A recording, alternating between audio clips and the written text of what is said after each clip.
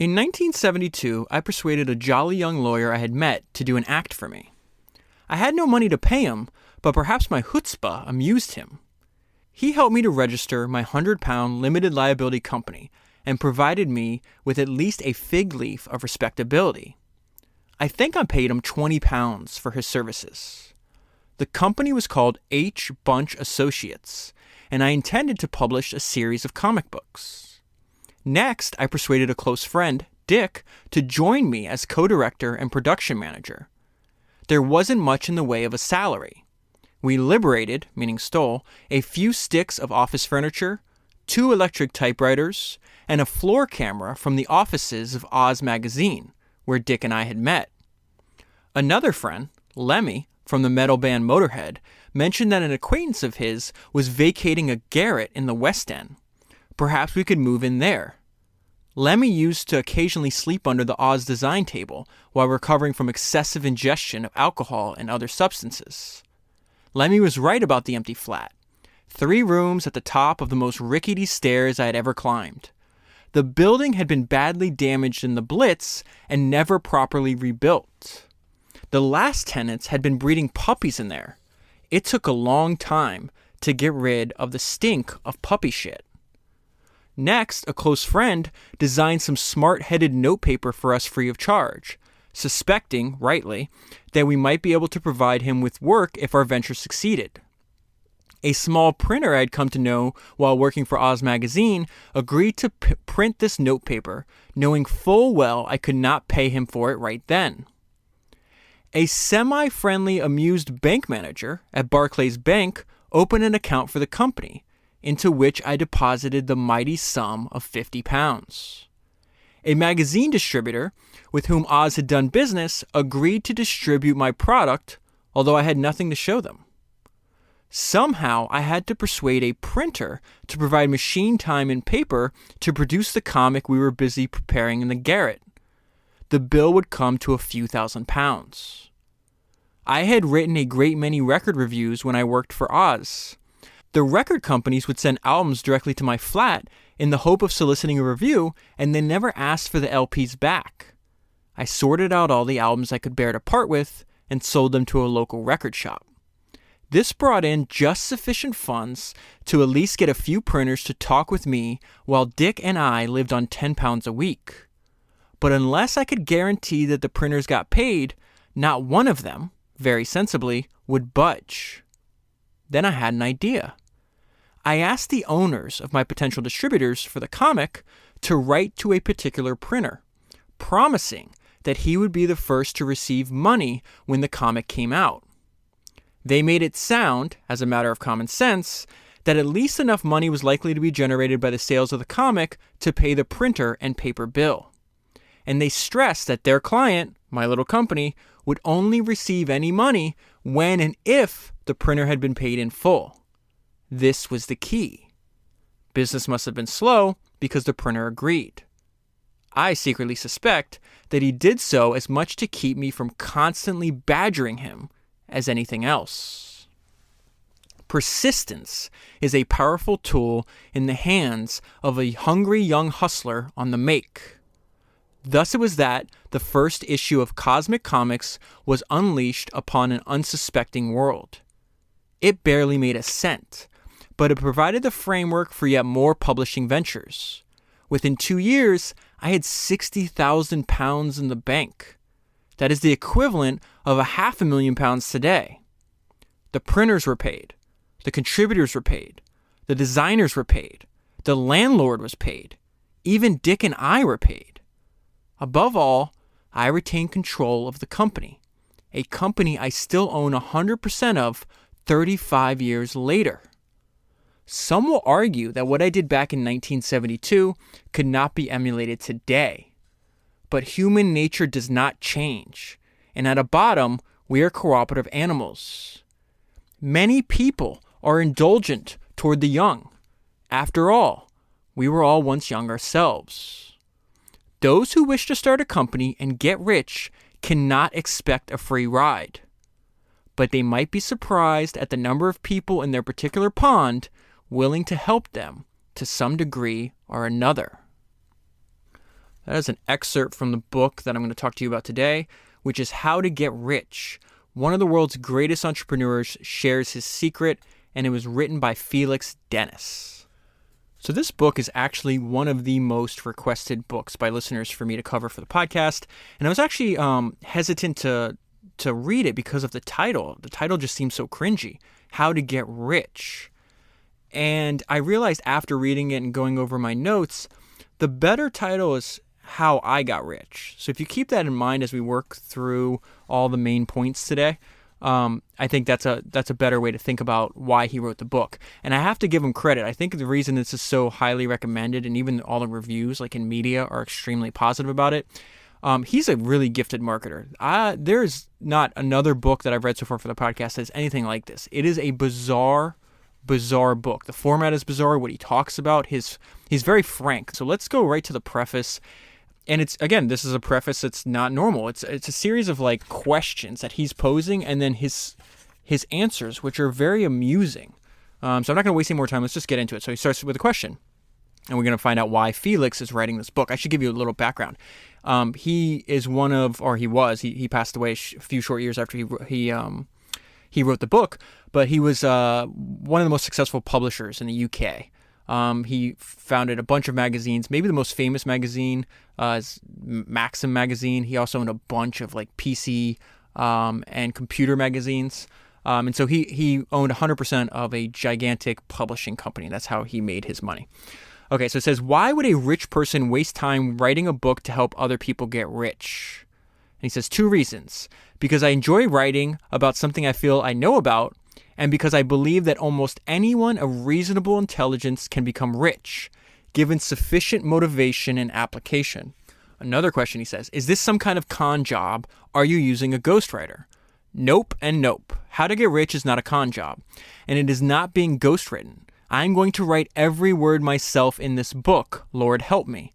It will contain no jargon or mumbo-jumbo, and it's certainly not one of those messianic self-improvement manuals seeking to spawn a cottage industry of tapes, DVDs, and dubious hour-long commercials on late-night television. So that's exactly what I thought of when I saw the video. And what's really interesting is if you read reviews of this book online, he talks about, he's going to tell you how he got rich, and then a lot is a philosophical question throughout the book is this really what you want?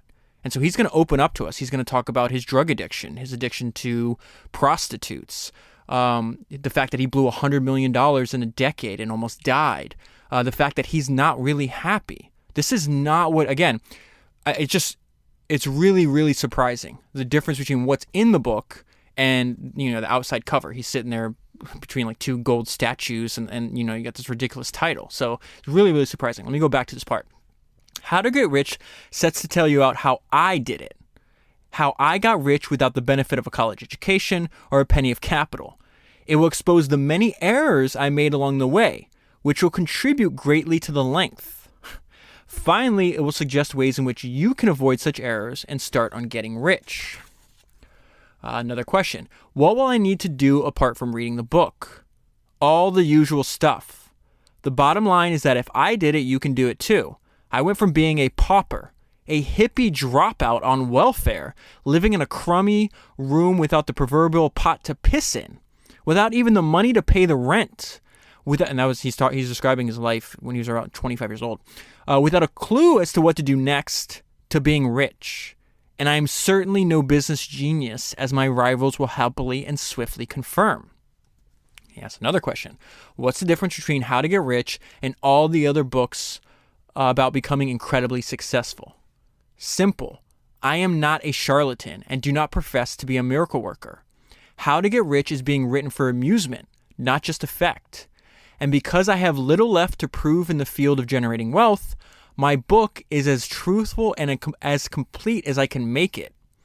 I did not become rich by writing manuals telling other people how to get rich.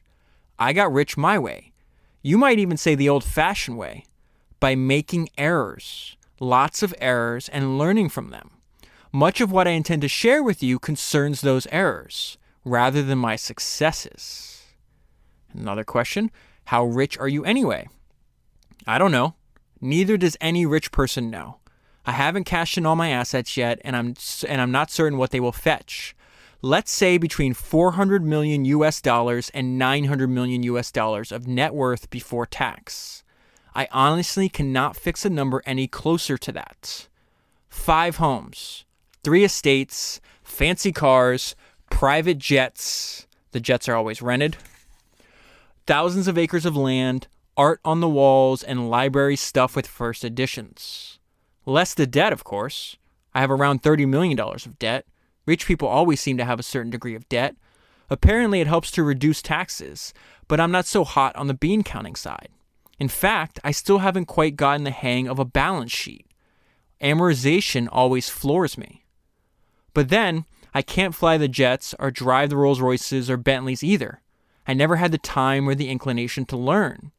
My constant refrain when I was bumming rides from friends as a teenager was, "You don't understand. I was born to be driven." Both my friends and myself thought I was just a smart aleck remark back then. Now I kind of wonder if I already knew or at least suspected. 1 or 2 more questions and then let's just move on. Honestly speaking, what kind of people get to become rich? An interesting topic. The writer F. Scott Fitzgerald once said, "Let me tell you about the very rich. They are different from you and me." By which I suppose he meant that they appear to have an acquired characteristics that set them apart from lesser mortals. Ernest Hemingway's response was, "Yes, they're different. They have more money." Typical Hemingway. But his riposte isn't entirely satisfactory. Here is Richard Rumbold, an English Republican conspirator speaking from the scaffold in 1685. So let me just stop here. I think it's going to become obvious. But so he always pokes fun of himself for not being educated, but he's extremely well read. He dedicates a lot of his time to writing and performing poetry all over the world. This is a very interesting, bizarre person. But I would say that what makes this book so pleasurable to read is stuff like this, where you can clearly see he's read a lot of history. He's written biographies. He's read a lot of biographies. He may not be formally educated, but this is not a stupid person by any means. So it says, this is Richard Rumbold talking in 1685.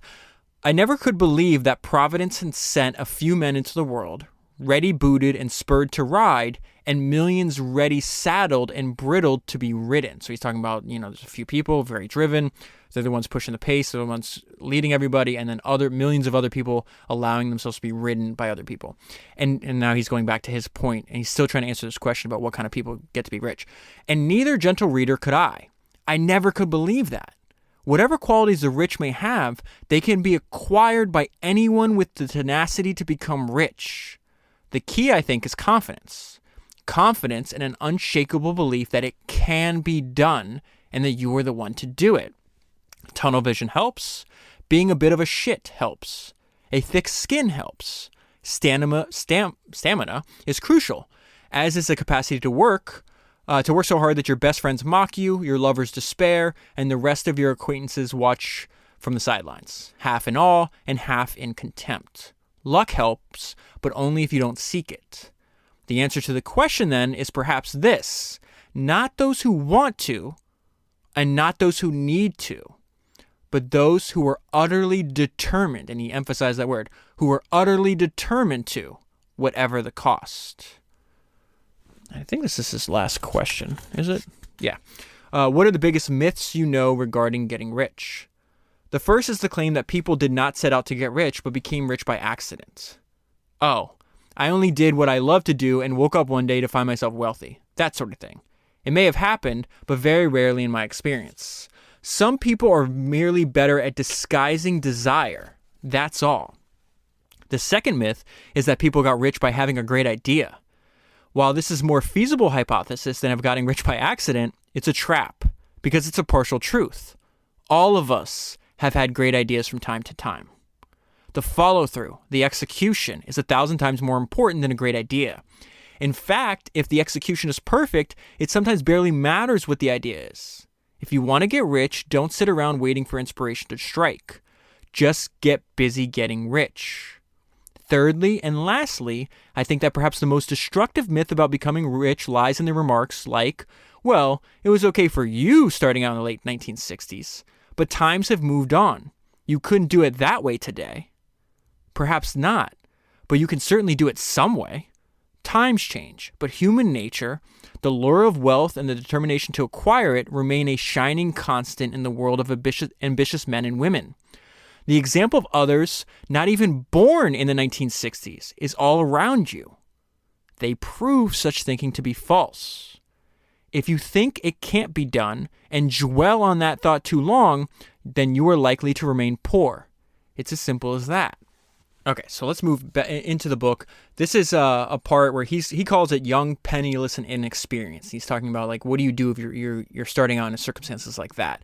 I would say this is the advantages of being a PSD, which we've talked about in the past. A large percentage of the people that we cover on the podcast started out poor, smart, and determined. So he says, excellent. You stand by far the best chance of becoming as rich as you please. You have an advantage that neither an education nor upbringing nor even money can buy. You have almost nothing, and therefore you have almost nothing to lose. Nearly all the great fortunes acquired by entrepreneurs arose because they had nothing to lose. Nobody had bothered to tell them that such and such a thing could not be done or would be likely to fail. Or if they had told them, then they weren't listening. They were too busy proving those around them wrong without even meaning to. So he references a few times in the book his love of biographies. I think, again, I'm trying to evangelize to you that just read as many biographies of great people, regardless of who you feel is great, as you can, because I think that paragraph that he's talking about is true. In my experience, I've read over 133 or however many it's been so far. You could tell he's read a lot too, based on that paragraph is what I'm trying to tell you. Not knowing that something cannot be done, you are likely to waltz into uncharted minefields where angels before you have feared to dance. Never trust the vast mountain of conventional wisdom. Conventional wisdom daunts initiative and offers far too many convenient reasons for inaction, especially for those with a great deal to lose. Treasure that instinctive knowledge. And that's a great way to describe that one paragraph that he's saying. They have instinctive knowledge. They believe it can be done because they think it can be done. The next page he continues to expound on this idea that you should trust your instincts. So this is on trusting your instincts and ignoring conventional wisdom and how that can be beneficial. The first few £1,000,000 I ever trousered were a direct result of my trusting instincts entirely at odds with conventional wisdom of any sort. Two immediate examples leap to mind.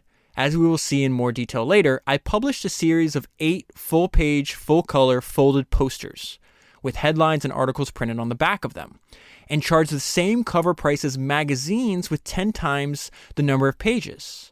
The result was dubbed a poster magazine and sold millions of copies around the world. Nobody had told me it couldn't be done because nobody had done it before.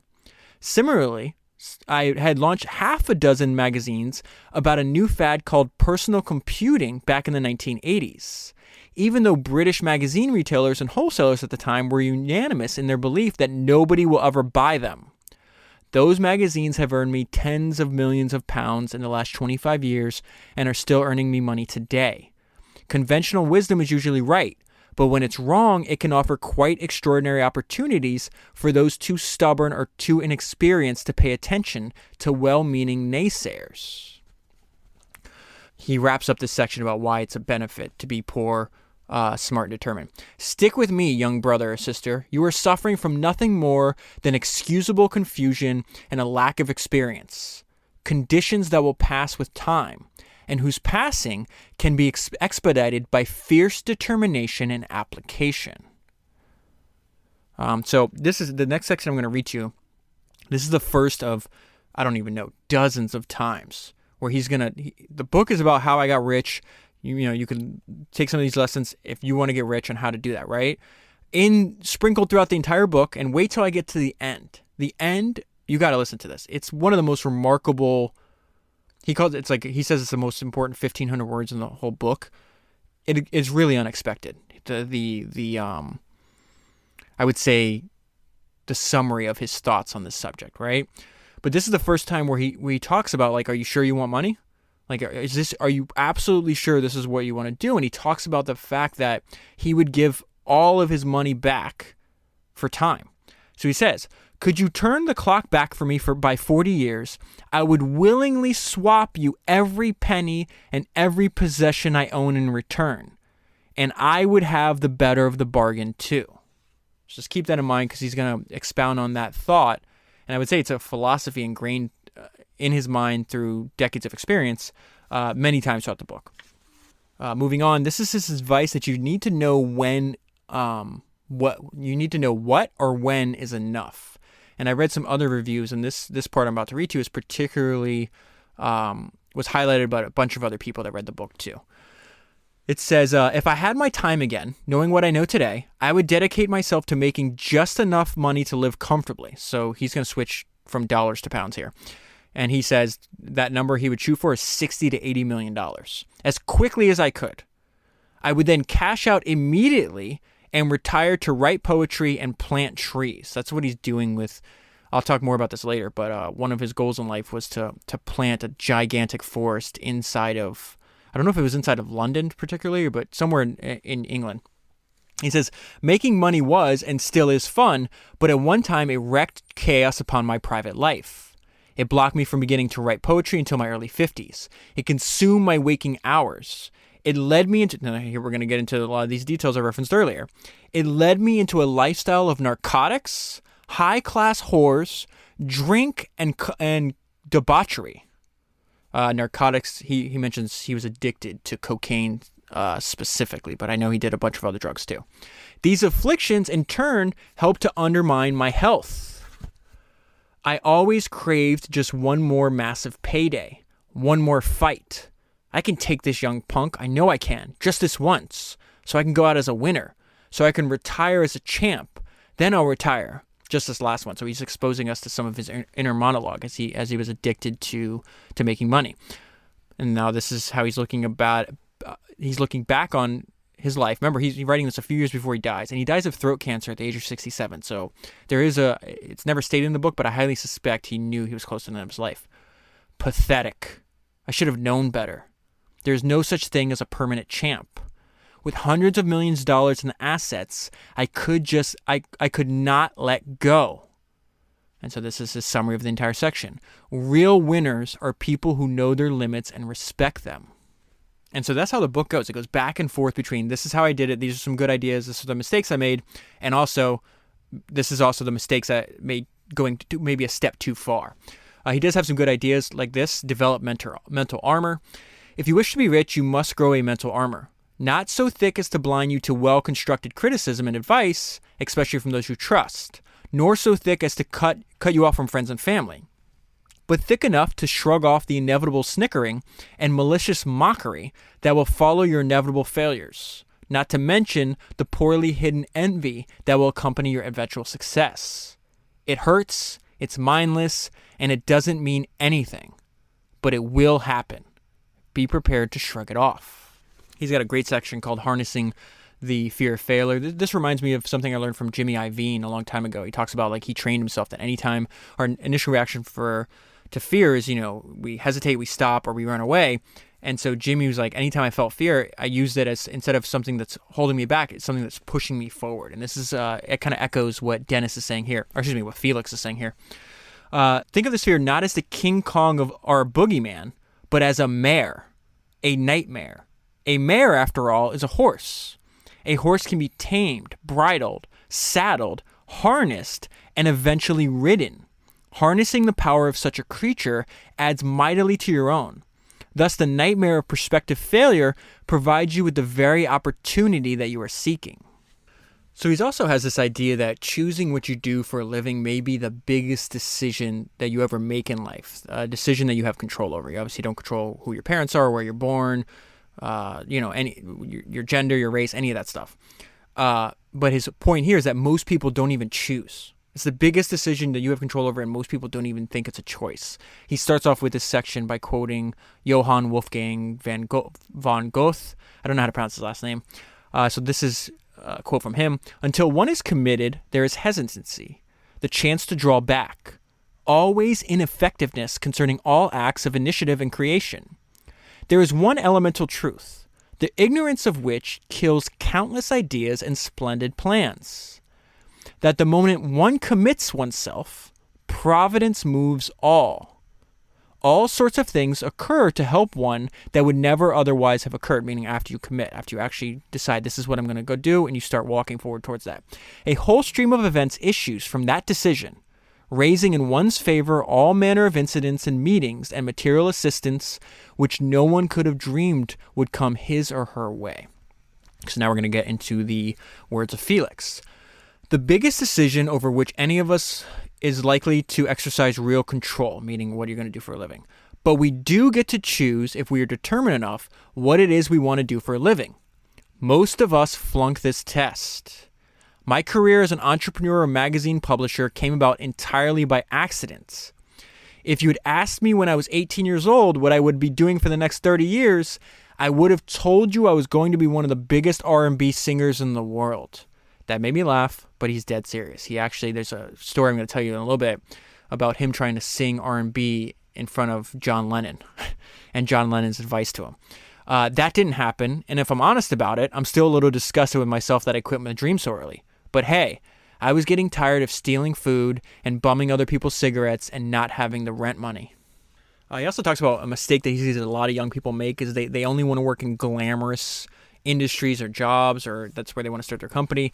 And his point is like, listen, there's plenty of unglamorous businesses and opportunities that exist.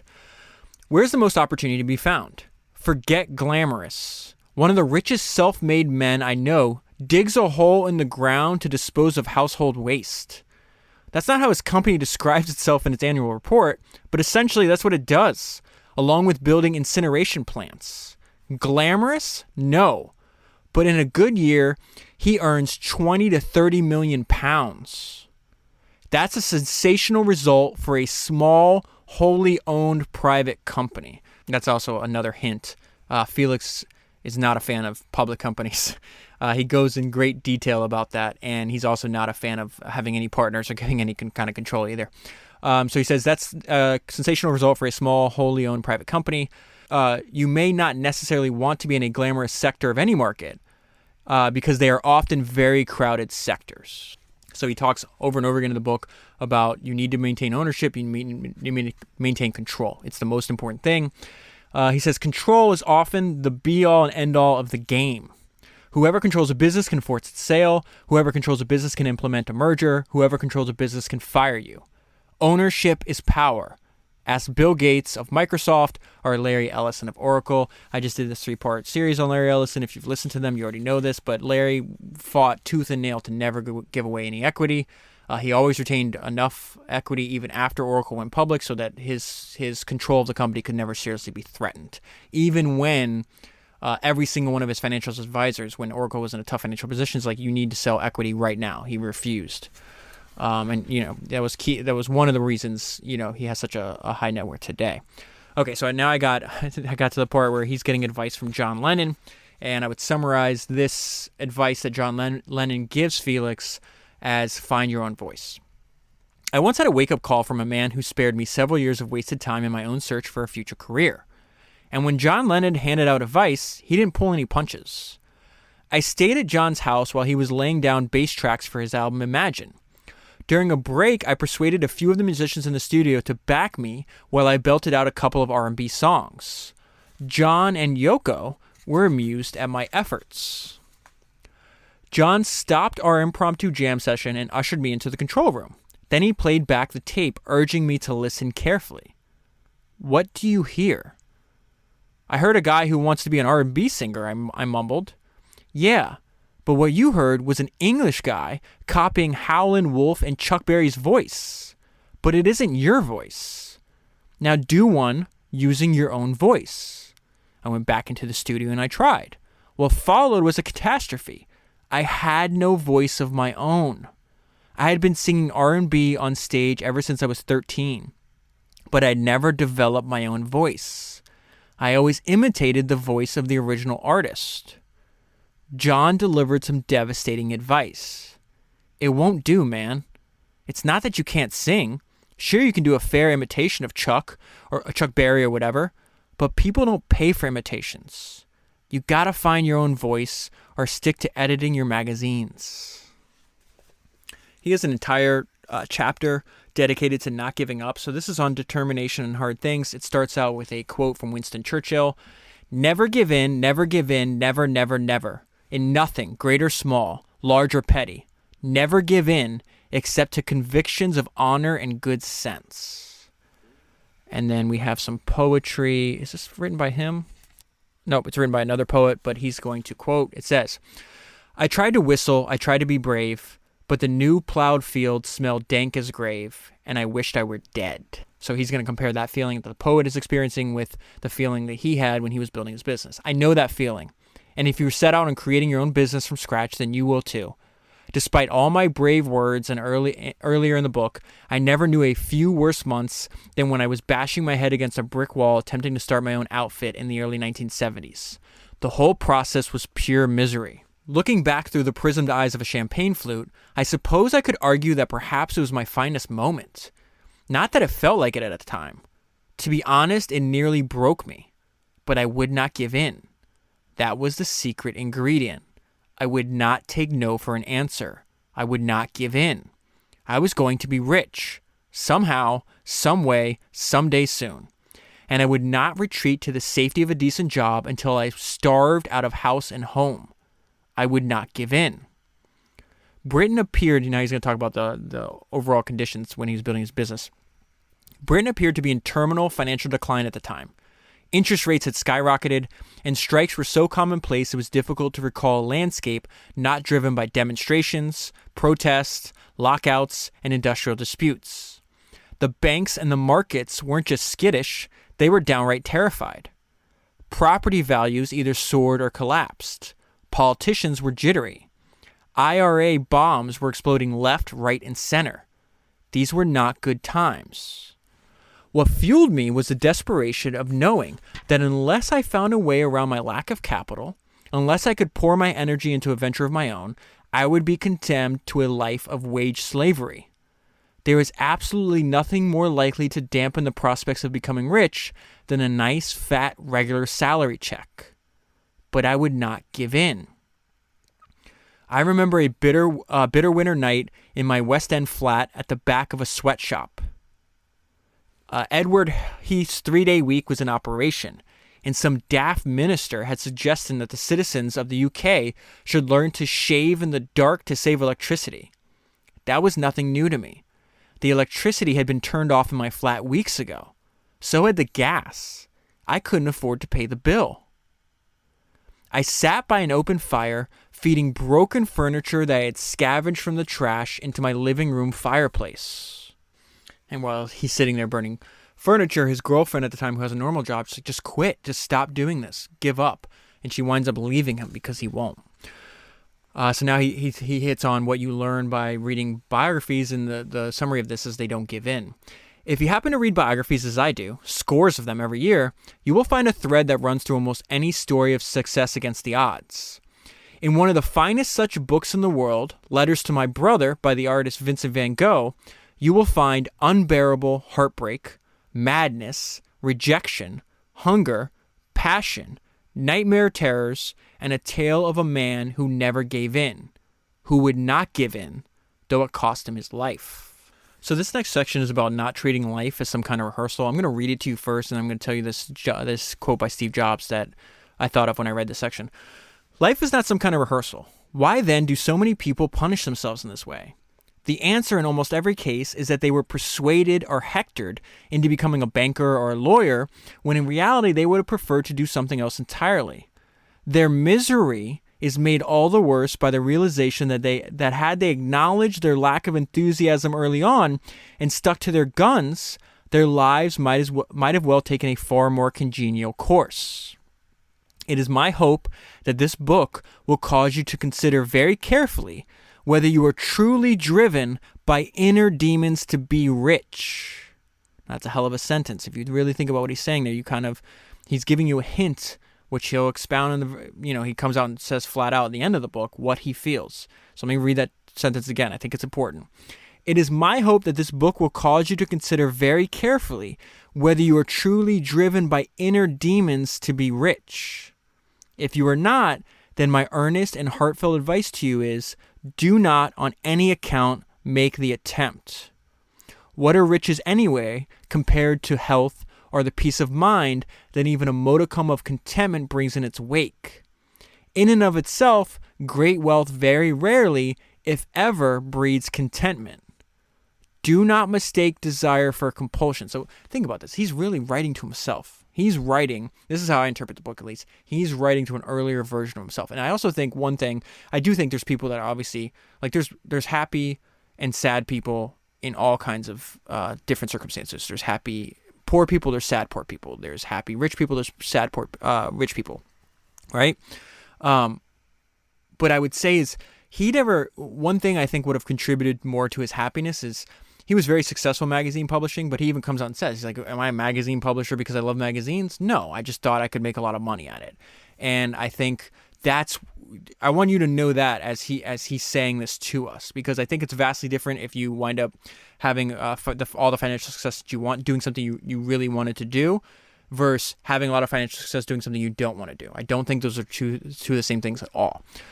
So let's go back to this sentence. What are riches anyway compared to the health or the peace of mind that even a modicum of contentment brings in its wake? Remember, he's flat out at the end of the book, he tells us he's not happy.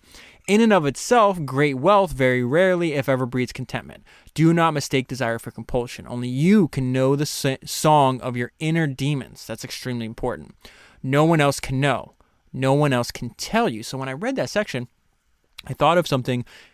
The solution to figuring out if you're on the right path or not, I think, came from this idea that Steve Jobs had that I read in his biography.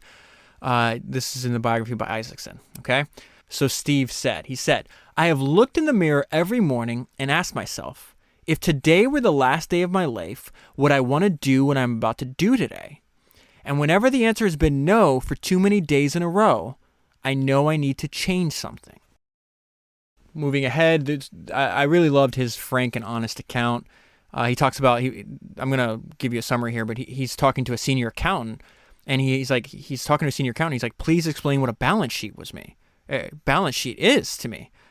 And the accountant was astonished, and he asked, he said, how did you become a multimillionaire many times over without even understanding a balance sheet? And he's like, because his opinion is, balance sheets are for, he calls them bean counters over and over again in the books. He goes, I understand cash flow.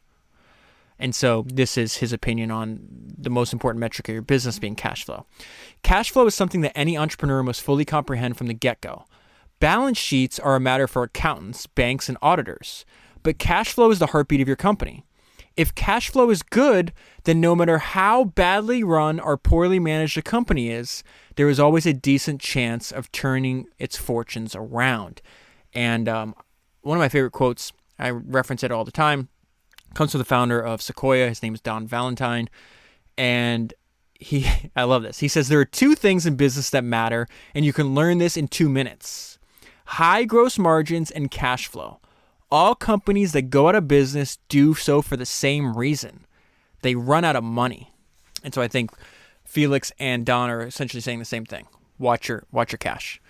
This other idea that I think is also important and true. Success is never permanent. Just because you have a success or two under your belt doesn't mean you have it made. Success is never permanent. Failure is never fatal. The only thing that really counts is to never, never, never give up. That's that old windbag Winston Churchill again. But he was bang on the money there. Once you begin to, this is the resting on your laurels is another way to think about this section, okay? Once you begin to believe that you are infallible, that success will automatically lead to more success, that you've got it made, reality will be sure to give you a rude wake-up call. Believing your own bullshit is always a perilous activity, but never more fatal than the owner of a startup venture. And so the anecdote to this, which he's going to continue here in a minute, I would summarize as think big, but act small. He says, all the times I got in trouble in my life, I was acting big. And that's when he's going to talk. This is just a crazy section. You ready? I know all this because in the late 1980s and the early 1990s, I forgot to remember to act small. I spent millions of dollars on drinking, drugs, and running around with whores. I lost all respect for money and for the blood, sweat, and treasure I had expended to acquire it. I was acting big. In a single decade, I got through more than $100 million living high on the hog. At one time, there was no less than 14 mistresses. He puts that in quotation marks. He's essentially paying for female companionship here. There were no less than 14 mistresses, depending on a regular stipend from my personal bank account. A single evening's entertainment could come to $30,000 or $40,000. There was nothing I could not do. I was the king of the world. I was acting big. Even though I was not so foolish as to use company money for this idiocy, my business still suffered and my health suffered. So he winds up in the hospital, and they're saying, listen, if you don't get off the drugs and the alcohol and the nightlife right now, you're going to die.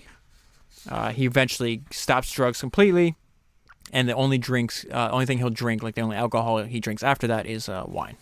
Something to note, he almost dies from Legionnaires' disease at this time, but while he's telling us about that experience, I really feel this sentence is a way that he's describing the person he was in the late 80s and the early 1990s.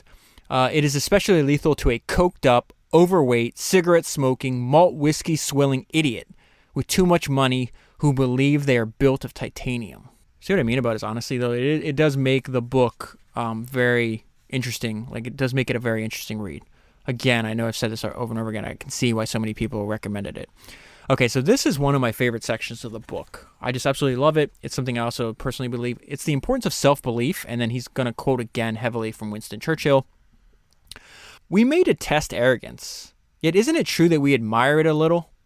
Even though arrogance is a poor, shabby thing compared with rooted self-belief, it is an imitation of the real thing. Why do we covertly admire such attributes? Because such people often have what the ancients called the look of eagles about them, which has little to do with their appearance. Single-handedly, individuals with ingrained self-belief and usually a dollop of arrogance have changed the destiny of nations. We had one such in the past century in England. Perhaps he was a warmonger, perhaps he was an incompetent strategist and a jingoist and an empire builder and a silly old buffoon, especially about the rights of women. But Winston Churchill's sense of his own destiny, his unshakable self-belief, was, for a while, all that Britain contained in its arsenal after Dunkirk. Have you seen that movie Dunkirk, by the way? It's one of my favorite movies of the last several years. His cabinet colleague, Lord Halifax, would have made peace with Nazi Germany in an instant, as would Neville Chamberlain, the previous prime minister known as the Apostle of Appeasement. And if we had made peace, which would have meant disarming ourselves and handing over our air force and perhaps our navy to the Nazis, where would Europe be now? What language would we be speaking? What would our beliefs be? Which gods would we worship? How many millions upon millions of those among us would have disappeared? And how many would have never been born? Ignore his politics and even his principles by all means. But to read Winston Churchill's speeches today, and better still to hear his recordings of them, or to hear the recordings of them, is to understand the astonishing power and mesmerizing quality of self-belief. Younger men and women may mock all they wish, but the iron determination and self-belief of this one old man meant more to Britain at that moment than all the other kings and queens in her long history. For just one moment, a democratic people were saved from fear of failure, and from fear of fear itself, from the shame of capitulation to evil. By what? By one old man's belief in his own destiny, by his insane, unprincipled self-belief, and the belief in the destiny of his country and of freedom in Western Europe. I am not asking you to be Winston Churchill. None of us could be, or would necessarily want to be. He was a child of his time. But I do ask that you begin right now, right at this very moment, to ask yourself whether you believe in yourself. Truly, do you believe in yourself? Do you? If you do not, and worse still, if you believe you can never believe, then by all means go on reading this book. But take it from me. Your only chance of getting rich will come from the lottery or inheritance. If you will not believe in yourself, then why should anyone else? Without self-belief, nothing can be accomplished. With it, nothing is impossible. So he's got an entire chapter. It's called Ownership, Ownership, Ownership. Tells you how important it is. But I particularly appreciated a bunch of his paragraphs in this section. This one idea I really liked. Appreciate the absurdity of the chase. My amateurish musings illustrate very nicely just how idiotic the getting of wealth as a goal in and of itself really is. But you could argue, that's very well for you. You have already made your pile. It's easy to be philosophical when you've already amassed a fortune. And my reply would be that there is truth in that. But there's also truth in the assertion that I may well have been only able to put a few $100 million in the bank because I recognized that this getting rich malarkey is just a game, a delusion, if you will.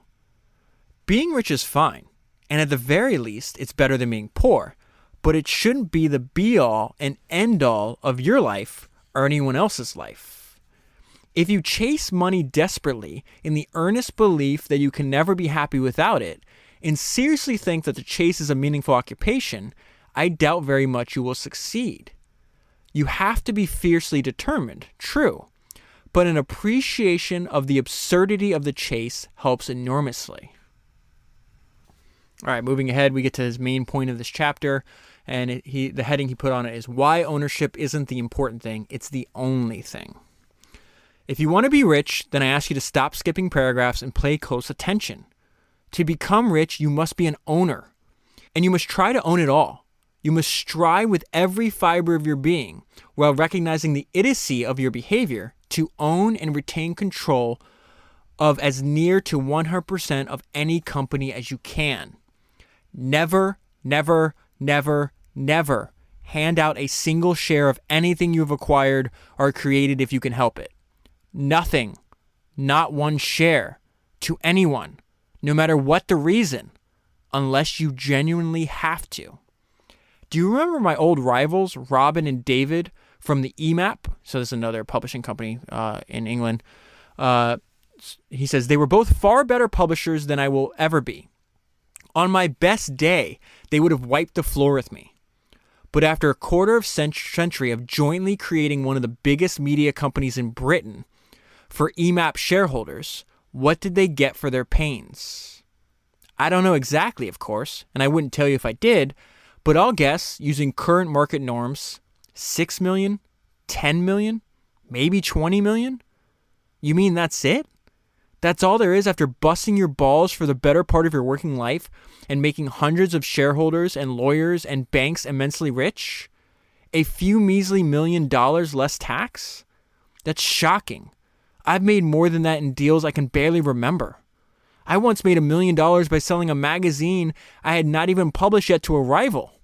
$1 million for a day's work? And why? Why? Why? Because I owned it. I owned it all. And my dear friends David and Robin never owned anything during their time except for a pile of share options, a good salary, and a lovely pension. Please think about this if you want to be rich.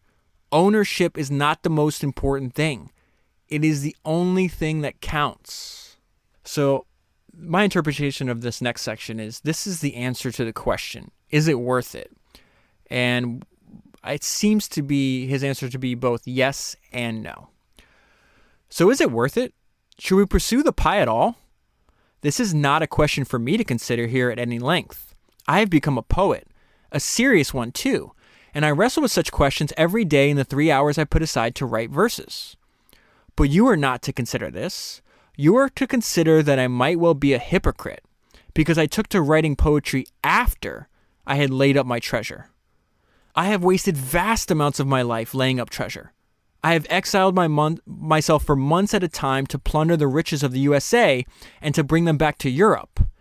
Many are the nights I lay awake in my New York City apartment, listening to the eerie sirens and street sounds which define that great city, while I dreamed of spring in an English country garden thousands of miles away.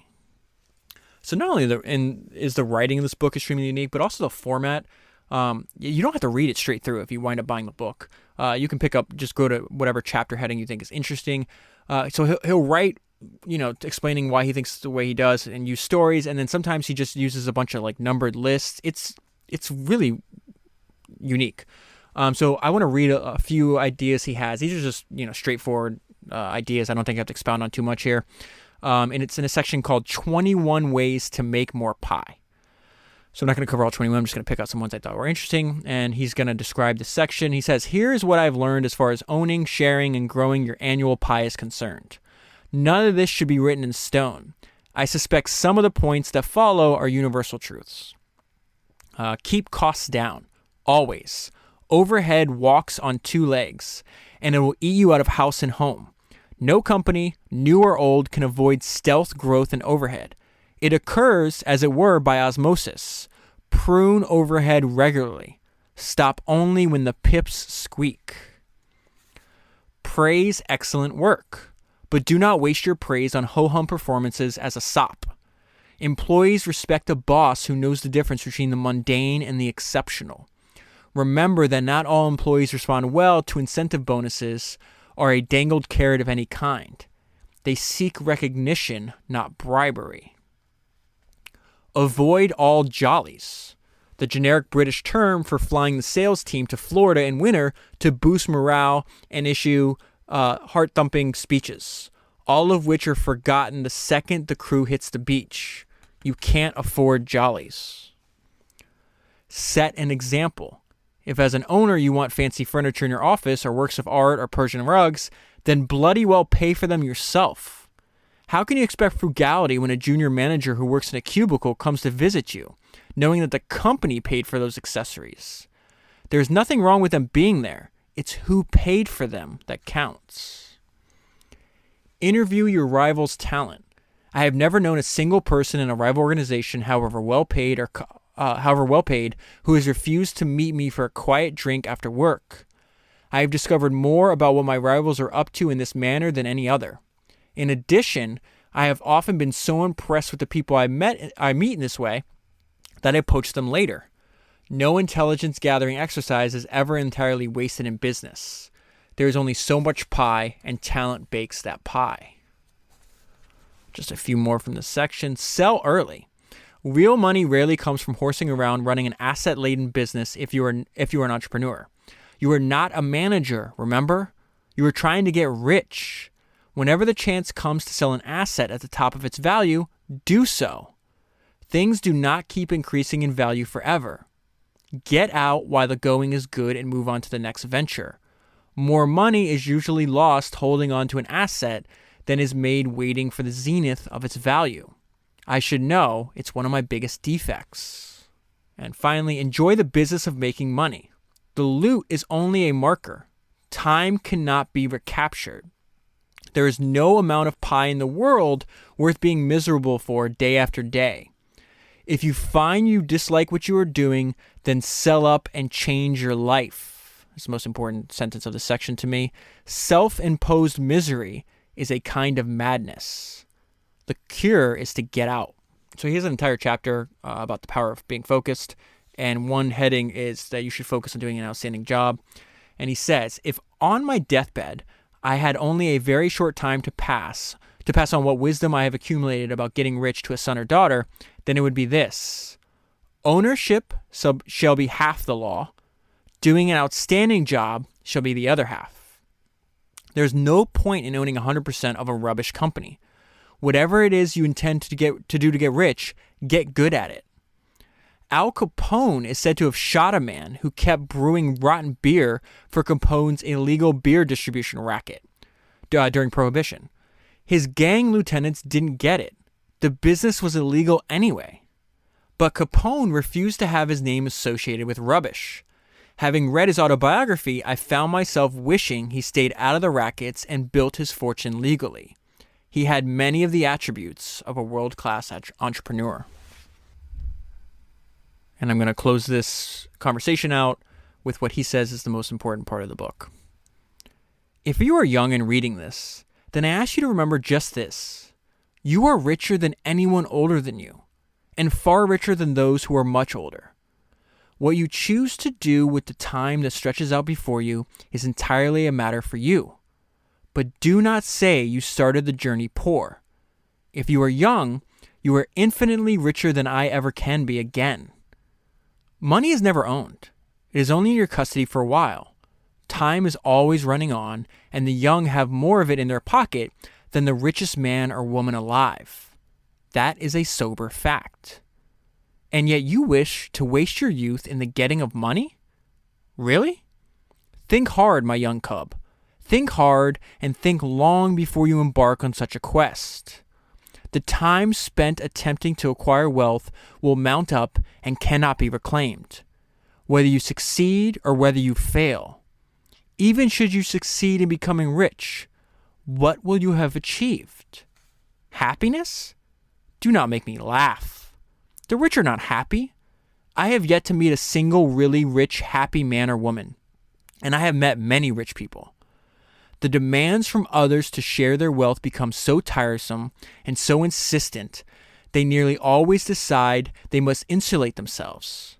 Insulation breeds paranoia and arrogance and loneliness and rage that you have only so many years left to enjoy rolling in the sand you have piled up. The only people the self-made rich can trust are those who knew them before they were wealthy. For many newly rich people, the world becomes a smaller, less generous, and darker place. It sounds ridiculous, doesn't it? Ridiculous and gloomy.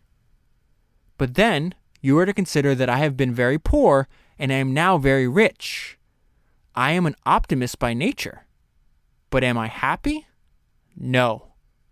Or at least only occasionally, when I'm walking in the woods alone, or deeply ensconced in composing a difficult piece of verse, or sitting quietly with old friends over a bottle of wine, or feeding a stray cat.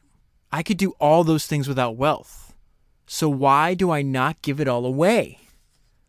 Because I work too hard for it. Because I'm tainted by it. Because I'm afraid to. All those reasons and more. When I die, it's all going to a charity called the Forest of Dennis. You see, even when I do a good thing with my money, my ego insists that I name it for myself. Not a good sign. Giving away money when you're dead takes no guts, no courage. But to divest yourself of hundreds of millions of dollars, or the greater part of your fortune before your death? That would be something to be proud of, don't you think? For what is left afterward but a few tears by a graveside and years of bickering? But you must make your own choice. I have said my piece, and I meant every word of it. This small part of my book was composed in my mind years ago. It was easy to write. I knew all of it before my fingers touched the keyboard. It has troubled me for years, and I thank you for allowing me to share it. I suspect it'll have little effect on you, though. You are probably young, and you are tired of being poor. But can I ask you to do me just one small favor? Please lodge one fact in your memory. That the last 1,500 words was an important bit. In my heart of hearts, I know it was the most important bit you will read in this book. Mark it with a bookmark and write today's date upon it. Come back to it in 20 or 30 years. Then cast your mind back to a time when you were young and you first read this book, and to the thoughts of a fool, a rich poet, long dead, who once typed these words sitting in one of the most beautiful houses on earth, staring at the turquoise sea, sipping a glass of chilled wine. That will be enough for me.